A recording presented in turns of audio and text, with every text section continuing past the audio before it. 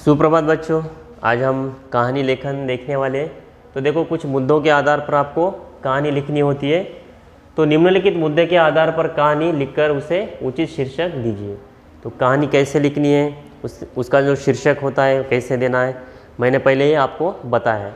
तो इस आपके पाठ में जो कहानी है, कुछ मुद्दों के आधार पर यह कहानी आपको लिखनी है। तो देखो, यहाँ पे मुद्दे मैं आपको पढ़कर बताता हूँ। एक गांव दर्जी की दुकान, प्रतिदिन हाथी का दुकान से होकर नदी पर नहाने जाना, दर्जी का हाथी को केले खिलाना। एक दिन दर्जी को मजाक सूझा, दर्जी द्वारा हाथी को सुई चुभाना। परिणाम और शीर्षक, तो ये मुद्दे हैं। इसी पर आपको कहानी लिखनी है अपने मन से, यानी आप अपने मन से भी इसमें और बढ़ा सकते हैं। ठीक है, तो देखो यहाँ पे जो लिखी हुई कहानी मैं आपको पढ़कर सुनाता हूँ। तो ऐसे आपको अलग आप भी लिख सकते हैं। देखो, एक दर्जी था, वह बड़ा दयालु था, सबके साथ प्रेम से रहता था। बाजार में उसकी एक अच्छी सी दुकान थी, आसपास के सब उसके मित्र थे। दर्जी की दुकान से कुछ दूर एक नदी बहती थी। एक हाथी रोज दुकान के सामने से नदी पर नहाने जाता था।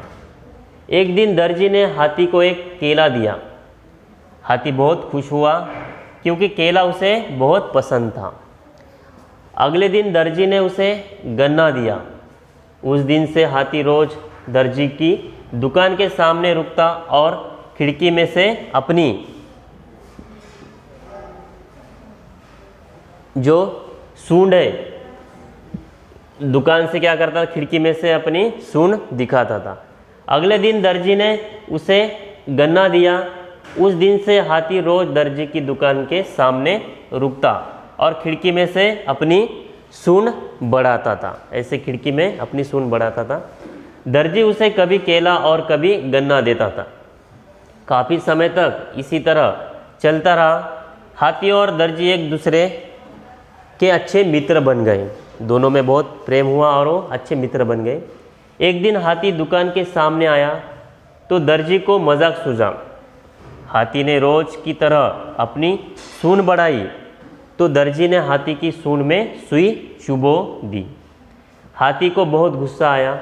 वह चुपचाप नदी की ओर चला गया, पर नदी से तो दर्जी ने हाथी की सूंड में सुई चुभो दी।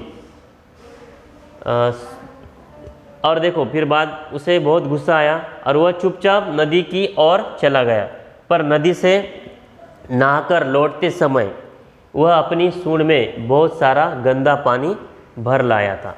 देखो, जैसे दर्जी ने उसे सुई चुभाई और वो उसे बहुत गुस्सा आया, लेकिन उसने कुछ नहीं वहाँ पे किया दर्जी को, लेकिन वो चुपचाप चला गया। और नदी में नहाने के बाद जब लौटते समय उसने अपनी सूंड में जो बहुत सारा गंदा पानी था वो भरकर लाया था। हाथी ने सूंड में भरा सारा पानी दर्जी की दुकान में रखे कपड़ों पर क्या कर दिया, उलट दिया। सारे नए कपड़े गंदे हो गए। दर्जी बहुत दुखी हुआ। साथ ही वह समझ भी गया कि हमें पशुओं को कभी सताना नहीं चाहिए।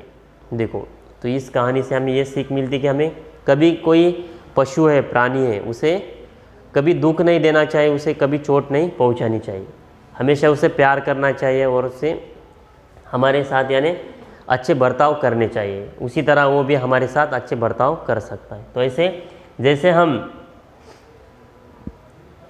व्यवहार करेंगे सामने वाले को, उसी तरह वो हमारे साथ व्यवहार करता है। तो इसी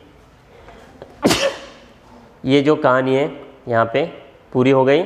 और इस पर जो शीर्षक है दिया है, दर्जी और हाथी, ये आपको शीर्षक देना है। और इसके नीचे आपको सीख भी लिखनी है।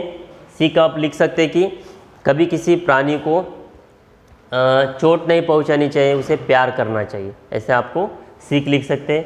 और ये जो शीर्षक है आप ऊपर भी लिख सकते हैं। ठीक है, तो ऐसे ये मुद्दों के आधार पर यहाँ पे कहानी हो गई है। ऐसे आप मुद्दों के आधार पर अपने मन से भी ऐसे कहानी उसमें लिख सकते हैं और बढ़ा भी सकते हैं। ठीक है, तो इस कहानी को एक बार फिर से पढ़िए और इसे अच्छी तरह से लिखकर उसे याद कीजिए। ठीक है, ओके।